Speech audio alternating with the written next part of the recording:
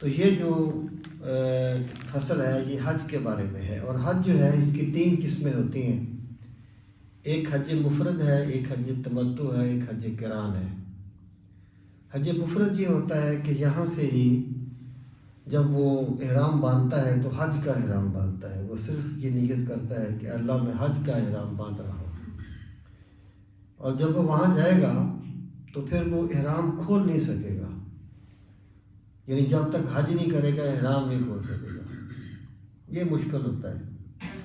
دوسرا حج تمتع ہے۔ حج تمتع یہ ہے کہ یہاں سے جب اس نے احرام باندھنا ہے تو وہ عمرے کا احرام باندھے گا، اللہم انی ارید العمرہ، عمرے کا احرام باندھے گا، مکہ مکرمہ میں جا کر عمرہ کرے گا، عمرہ کرنے کے بعد احرام کھول دے گا، پھر جب حج کے دن آئیں گے تو حج کے لیے دوبارہ احرام باندھے گا، اس کو حج تمتع کہا جاتا ہے۔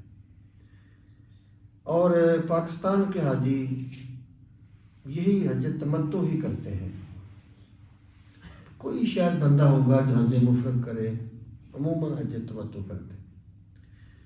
حج قران تیسری قسم ہے۔ حج قران سے مراد یہ ہوتی ہے کہ جب وہ یہاں سے احرام باندھتا ہے تو وہ حج اور عمرہ دونوں کی نیت کرتا ہے، تو وہاں جا کے پہلے عمرہ کرے گا اور عمرہ کرنے کے بعد پھر حج کرے گا۔ یہ جو قربانی ہوتی ہے حج میں، یہ کوئی یعنی حج کے ارکان میں سے نہیں ہے۔